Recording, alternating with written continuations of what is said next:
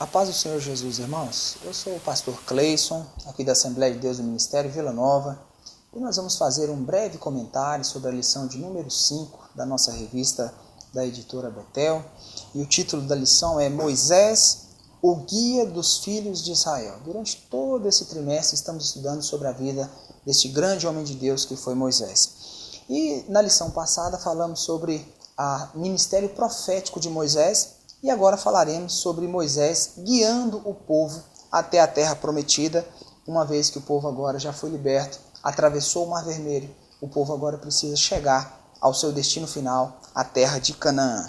E o primeiro aspecto que nós vamos abordar está no tópico 1 da lição, que será como Moisés guiou o povo. De que forma Moisés conduziu o povo até a terra de Israel? Tópico 1 diz assim: seu senso de orientação. A primeira e mais importante, talvez, aspecto a ser observado aqui é a escolha da rota. Moisés precisava, atravessado agora o Mar Vermelho, precisava conduzir o povo até Canaã. Mas por onde? Por qual caminho? Moisés não tinha estradas pavimentadas, não tinha metrô, não tinha outros meios de transporte, era uma caminhada, uma longa jornada com uma grande multidão que iria acontecer, e Moisés seria quem deveria dar os rumos, escolher os caminhos. Um fator importante para nós entendermos é a comunhão e intimidade que Moisés tinha com Deus. Moisés nunca precisou ele próprio de estabelecer ou de tomar uma decisão, porque sempre ele recebia do próprio Deus a orientação correta, e é nesse sentido que iremos trabalhar alguns dos aspectos importantes dessa jornada de Moisés conduzindo o povo até a terra de Canaã. No primeiro tópico, tópico 1.1, fala sobre a rota, o caminho que ele escolheu. Dois aspectos é importante levarmos em consideração. Primeiro, o aspecto de evitar um conflito de imediato com o povo filisteu. Naquele momento, o texto bíblico nos deixa claro de que Moisés queria evitar que a nação enfrentasse já uma guerra nesse instante com a nação filisteia. Uma vez que o povo de Israel era um povo escravo, acabava de ser libertado, não tinha um exército arregimentado, treinado, então era propósito de Moisés evitar esse conflito com os filisteus. O segundo aspecto a ser tratado por você que vai ministrar essa lição é o aspecto do tamanho do percurso, quanto esse percurso se tornou mais longo, com um propósito específico, qual seja, Deus revelar-se ao povo. A jornada do povo, a jornada da nação de Israel pelo deserto vai ser uma jornada muito maior do que normalmente seria, mas com um propósito específico. Deus revelar-se ao povo. Deus mostrar àquele povo quem é o Deus que o livrara com mão forte do Egito. Quem é o Deus que abriu o mar. Quem é o Deus que mandou as pragas. Quem é o Deus que venceu a Faraó e todo o seu sistema político-militar. Quem é esse Deus? E no deserto o povo vai ter a oportunidade de conhecer o Deus, e é por isso que Deus não tem pressa de que o povo chegue ao seu destino final, porque há todo um processo pedagógico de educação, de ensinamentos àquela nação que agora está se formando de novo, uma nação independente. Tópico 1.2 fala sobre orientação e presença. O que devemos observar neste subtópico 1.2, orientação e presença? O texto bíblico fala, e o comentarista da revista também coloca de uma forma muito feliz, que Deus estava orientando e Deus estava manifestando a sua presença, especialmente através da coluna de nuvem que estava sobre o povo durante o dia e da coluna de fogo que estava sobre o povo durante a noite. A coluna de nuvem trazia sombra, arrefecia o calor, dava condições melhores para que a nação pudesse caminhar em direção à terra. A coluna de fogo aquecia o povo do frio do deserto noturno, afugentava animais, feras que pudessem atacar o povo, e manifestava mais do que o conforto das nuvens de dias e do fogo à noite, a presença de Deus. Quando a coluna de nuvem levantava, então o povo levantava também e começava a marchar, e na direção que a nuvem prosseguia, o povo caminhava também, porque aquilo era a orientação que Deus estava dando com a sua poderosa presença. 1.3 fala sobre ouvindo Deus. Moisés não tinha dificuldade de orientar ao povo, porque ele o tempo todo era orientado pelo próprio Deus. Moisés, antes de tomar qualquer decisão, ele sempre ouvia Deus. sempre ouvia a voz de Deus falando e ele não era capaz de tomar uma decisão ou de mover uma palha sem que antes ele ouvisse a voz e a direção do próprio Deus. Isso fala para nós de comunhão. Moisés era um homem que tinha comunhão com Deus, era um homem que falava com Deus, era um homem que conseguia ouvir a voz de Deus. E esse foi, sem dúvida nenhuma, o fator preponderante, determinante no êxito, no sucesso e nas realizações que o profeta Moisés teve à frente daquela nação. Muitas pessoas, muitos cristãos hoje sofrem por não ter mais comunhão com Deus, por não conseguir mais ouvir a voz de Deus, por não entender e não perceber o caminho e a direção que o próprio Deus tem dado para ele. Se não somos capazes de ouvir a voz de Deus, aquilo que Deus quer para nós, certamente corremos grandes riscos de tomarmos decisões erradas, equivocadas, entrarmos por portas erradas e colhermos muito sofrimento, insucessos e tristezas por não ouvirmos a voz e a direção de Deus. No tópico 2, a abordagem é sobre como Moisés proveu aquele povo. Afinal de contas, era um grande número de pessoas, era uma multidão numerosa, cerca de 2 milhões de pessoas, que Moisés precisaria de prover. Aquele povo, no mínimo, precisava de ter, durante aquela caminhada, água e comida, que é a subsistência básica daquele povo. Não interessa se eles estavam no deserto, não interessa se por ali não tinham mananciais de água, se não tinham grandes supermercados, se eles não tinham como trabalhar para poder gerar riquezas, eles precisavam de se manter. E esse era um problema que passou a ser de Moisés, uma vez que ele era o grande líder. Mas Moisés não estava só. Moisés estava a serviço do Deus Todo-Poderoso, do Deus o Eu Sou, que livrou aquele povo, e certamente Deus daria o suprimento e a provisão necessária para o povo. No 2.1, ele vai falar sobre Mara, a transformação profética das águas amargas em águas doces. O texto fala que o povo havia caminhado 3 dias e já estavam com muita sede, já tinham consumido todas as reservas de água que tinham, e agora eles queriam beber, e encontraram um manancial, um lago, uma represa, mas aquelas águas eram amargas. Então Moisés toma posse de um ramo, de um galho, de um tronco de árvore e joga ali sobre aquele manancial de água e a água se torna doce. E o povo pôde beber daquela água e mais uma vez perceber o cuidado e a manifestação de Deus para com aquela nação.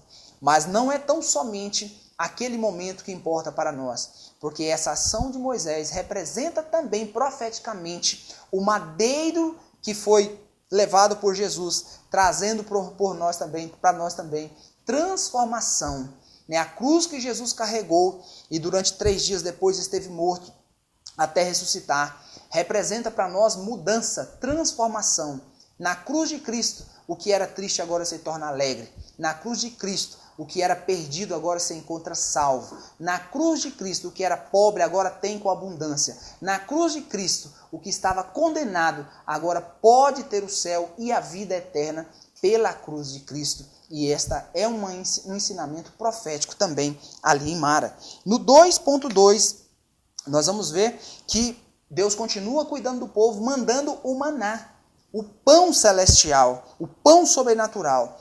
Apenas eu gostaria de destacar com você, querido, que houve essa lição e esse comentário, que o maná era uma forma de Deus trabalhar com o povo de uma maneira muito especial. Deus estava cuidando, suprindo a necessidade, mas Deus queria ensinar o povo a confiar nele, confiar no próprio Deus. Por isso que o maná deveria ser colhido uma porção para o dia. E quando Moisés orienta o povo, e o povo viu o maná, e começaram a colher, e muitos colheram além daquilo que podiam consumir num dia. E diz o texto bíblico que no outro dia, aquele maná havia se estragado, cheirava mal e dava bichos. Não era necessário o povo colher uma grande quantidade para ter estocado. Bastava colher a quantidade para o alimento daquele dia, que no dia seguinte o Deus Todo-Poderoso novamente abriria as janelas do céu e mandaria o maná para que o povo pudesse colher o maná fresco e pudesse de novo ter a sua provisão e o seu sustento vindo da parte de Deus. Isso fala de dependência. Nós precisamos ser dependentes de Deus. Nós precisamos acreditar em Deus, ter certeza que o Deus Todo-Poderoso cuida de nós, que a provisão, o cuidado e o zelo vêm do Senhor. Mas o povo não creu. O povo colhia além e o maná se estragava. E é tão interessante que, se observarmos, diz o texto que no 6º dia eles colhiam o maná em porção dobrada. porque o sétimo dia era o dia do Senhor, o dia de adorar, não era dia de trabalho, era dia de estar na presença de Deus. E mesmo colhendo em porção dobrada, quando eles cumpriam a ordem de Deus e a ordem de Moisés, o maná não se estragava, o maná não perdia, e eles podiam comer durante 2 dias daquele maná. No 2.3, diz o texto que o povo pediu carne também. Queriam comer carne. E Deus mais uma vez manifesta a sua provisão, o seu cuidado, o seu sustento, mandando codornizes. Eles pediram carne e Deus, sensibilizado com o pedido do povo, Deus mandou codornizes, e o povo no meio do deserto estavam agora supridos de água, estavam supridos de pão e estavam supridos de carne. Deus cuida do seu povo. Tópico 3, já para encerrarmos a nossa lição e o nosso comentário, fala sobre as virtudes de Moisés. Existem 3 virtudes práticas que são destacadas aqui neste terceiro tópico. A primeira virtude prática, senso de dependência. Que coisa maravilhosa é quando nós conseguimos entender o quanto somos dependentes de Deus. Eu não sei o tamanho do ministério que Deus colocou sobre a sua vida, colocou nas suas mãos. Pequeno ou grande, o importante é sabermos que nós dependemos de Deus para realizar esse ministério de modo satisfatório. O texto deixa claro que Moisés não fazia nada sem antes perguntar a Deus. Deus o honrava, porque o sucesso de Moisés e o sucesso de cada um de nós está na dependência de Deus. Não somente de ouvir, termos sensibilidade para ouvir aquilo que Deus fala, mas também obedecermos, fazermos aquilo que Deus fala, do modo que Deus fala, pois a maneira, os caminhos que Deus escolhe para nós são caminhos perfeitos, são caminhos que nos levam aos resultados melhores. E é isso que Moisés fazia. A segunda característica de Moisés, paciência nas adversidades. Durante toda essa revista nós perceberemos o quanto Moisés foi um homem que aprendeu a esperar no Senhor. No Egito, houve necessidade de Moisés anunciar 10 vezes que Faraó deveria libertar o povo, senão ele seria amaldiçoado com uma praga.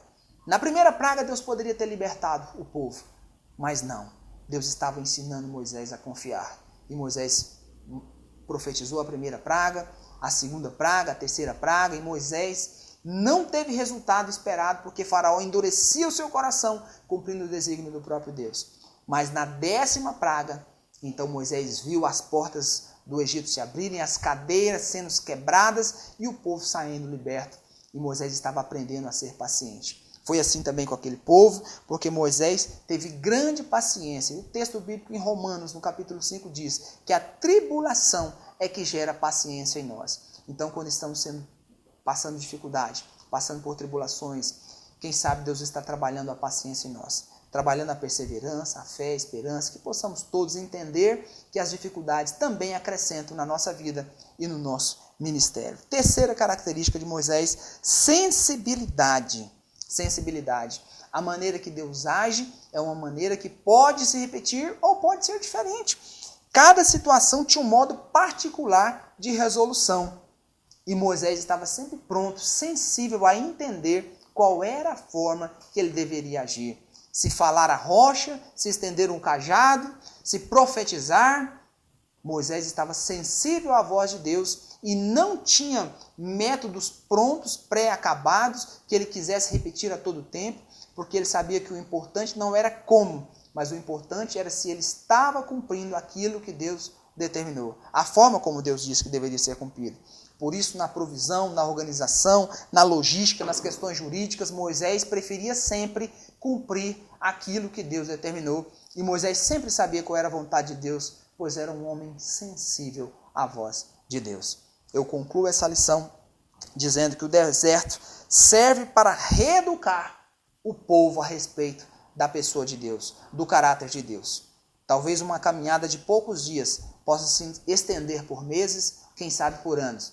Mas nós sabemos que essa também é uma oportunidade que temos de conhecer mais de perto quem é o nosso Deus, quais são as suas características, os seus atributos. E dependendo de Deus, nós sempre seremos vencedores e vitoriosos em nossa jornada. Que Deus vos abençoe em Cristo Jesus. Amém.